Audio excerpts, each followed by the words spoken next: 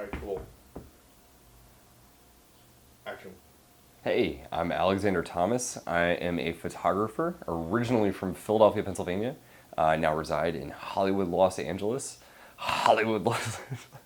Can we restart that? That was bad. Go ahead. I promise I will be better at this take.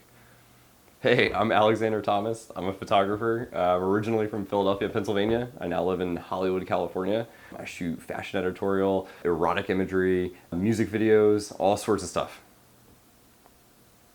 So I started shooting photographs when I was really little. Probably when I was like 6 or 7, my dad gave me a really small format film camera that I used all the time. I used to take pictures of pretty much everything. I still have some of the prints actually.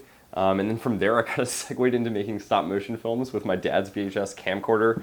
My dad was like a super cool dude. He was an amateur photographer, a hobbyist. He really loved all sorts of creative things, and he really passed that gift on to me and really shared a lot of that stuff with me. Which, over time, it came and went. I did photography in high school, and then ended up moving to Arizona where I went to college, and then kind of really got into my career field, started doing more and more. And then I even ended up meeting an artist, Alan Henson, who was, a fairly influential artist in my life, and he and I kind of ended up hitting it off, and life has kind of just taken off from there. I guess a lot has changed since I was the little kid shooting blades of grass on a small format camera.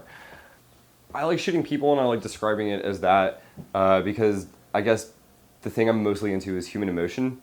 I really enjoy creating imagery that kind of evokes really visceral feelings in people, whether that's, something with sexuality, something with violence, something that might just be making a point about a political issue or a social issue or whatnot.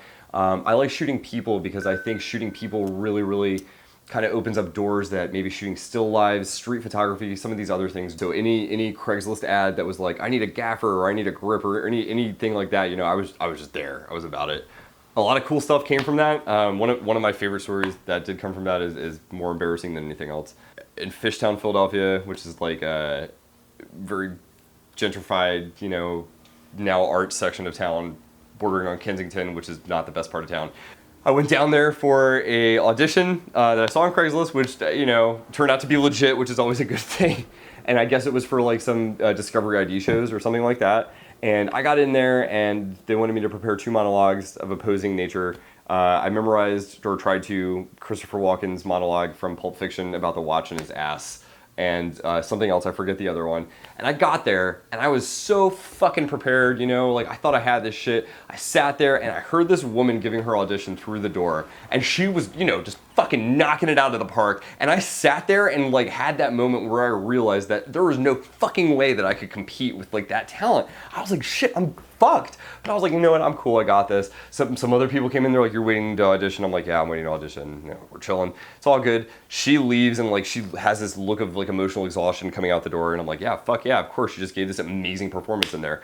So I went in, and it's this, super hipster looking white dude with, curly hair parted in the middle, dorky glasses, big wall of cameras and different shit, and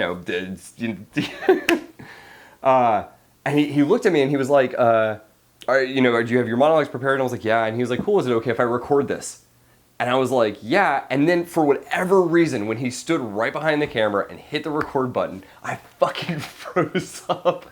And I gave the worst monologue ever of the Christopher Walken speech.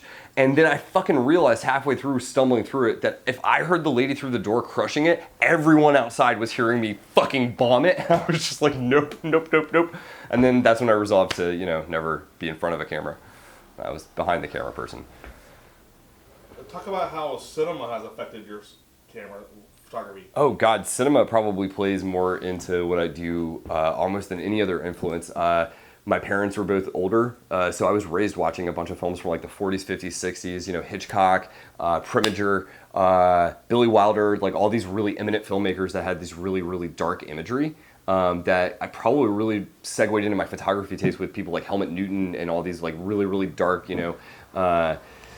I don't know, something about the imagery and things like Casablanca or God, I don't know, Stalag 17 or any just old movie. Hey, today's D-Day too. Just all that kind of old stuff really stuck with me.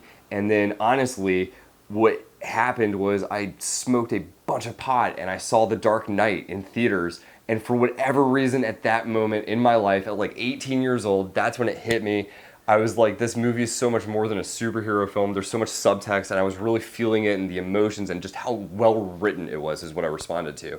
And I was like, this is 100% what I want to do with the rest of my life. I 100% want to be creating images and making people feel what I feel right now. And I ended up getting a job at the movie theater I saw it at right after that. And then I probably saw The Dark Knight free because I worked there maybe like 60, 70 times that summer. Shit, I saw it in IMAX for free like a bunch. It was so cool. And I was like, yeah, I want to do this shit. Talk about how you work on music videos and how that probably is part of your photography experience. Sure. Right? It goes together. So. Yeah. So, I mean, I started my career actually doing more music videos and more music photography than anything else. A lot of that's because I am a musician. And, you know, all of my friends have always been musicians. You know, you shoot what you know, I guess, to some extent. So when I was in college, I met a guy. His name was Tom, and I shot some music videos with him, and he kind of showed me the ropes behind the scenes. And that kind of segued into being a lucrative career. And, you know, I kind of left college and started pursuing that a lot more seriously. And yeah, then I started moving into more singular images and trying to think in that same context of narrative film that I try to apply to music videos and still photographs, which is the kind of mise en scène, you know, what's in the shot, and trying to kind of convey stuff through, you know, whether it's props or placement or lighting, you know, composition, any kind of thing in there, just trying to tell a story to some extent. So, I mean, to me, it all feeds together. Like, there is no difference, kind of. It's all the same thing. It's creating images that evoke. What are your favorite locations to shoot at, or what kind of environments? I love shooting in a studio. I think studio shooting is where I'm the most comfortable. I don't feel pressured in a studio. I feel really relaxed. I feel really in control because I can literally control the amount of light, which is something that as a photographer, I like to have control over, obviously.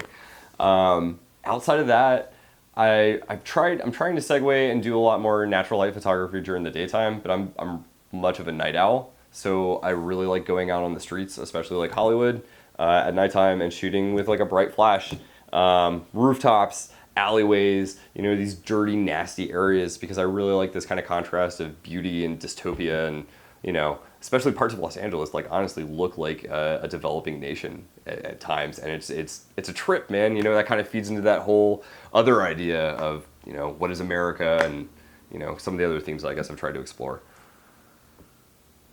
So you do erotica. Explain that type of work.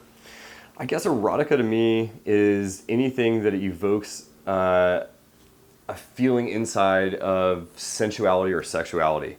To me, it differs and can be interpreted in many different ways. I personally like shooting images that are kind of dark in contrast or have a really large hint of sexuality, maybe without showing you everything.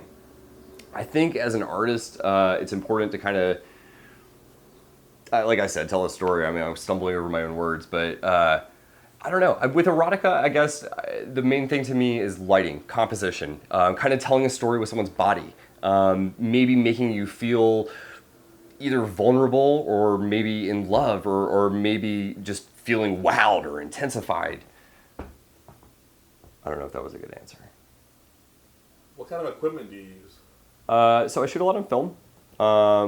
I still shoot on an AE1 that was my dad's, that I love using.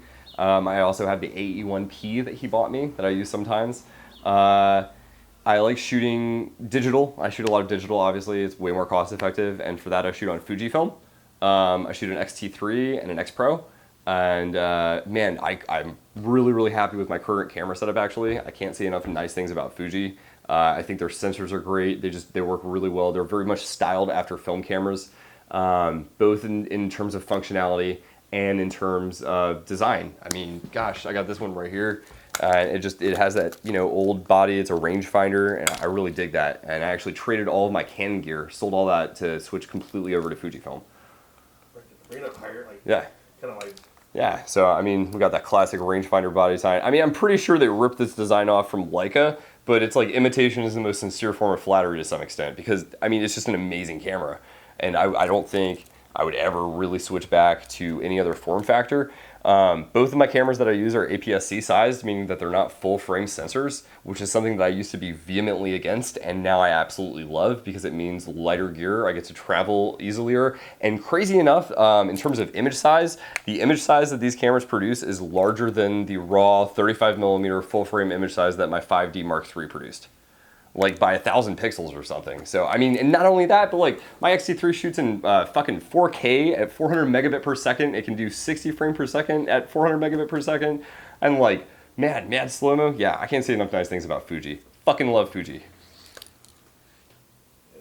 Go ahead. Cool. I mean, in terms of photographers I'm personally into, I really like, in terms of like fashion photographers, people like Patrick Dematelier, all those kind of like old school, well-known fashion photographers. Of course, Helmut Newton, which I feel like a total cliche saying, but I mean, his work really is amazing. And of course, to throw on to the cliche thing, we got to say Annie Leibovitz, who also is an amazing photographer in her own right.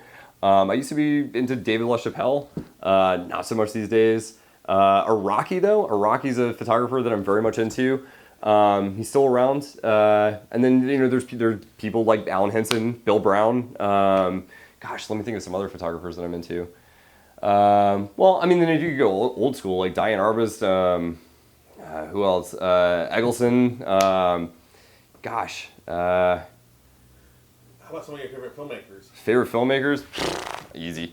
Hitchcock, of course. Gotta say, I mean, so many of the old classics, definitely like, you know, Hitchcock, Billy Wilder, amazing filmmaker. But Christopher Nolan, amazing modern day filmmaker, obviously one of my favorites. Lars von Trier is actually probably one of my top favorite filmmakers who I don't think gets enough kind of press for his true genius. Most of the press he's gotten has been on, you know, his insane statements that he's made at like Cannes and shit like that. But I mean, the guy is such an eminent talent and produces such amazing work. Anyone who can direct an entire film on a stage with no props and complete pantomime and can make you get lost in that world, I think is an absolute genius. Gosh, Paul Thomas Anderson, probably another one of my absolute favorite filmmakers. I've seen most of his body of work. And of course, you know, Tarantino, Robert Rodriguez, guys like that, you know, the Hollywood classics. I like a good action movie, and I like, you know, stylized cool shit too. Not everything has to be like some attempt at art and Citizen Kane. But yeah, probably most of my tastes are fairly art school, douchebag level, Lars von Trier.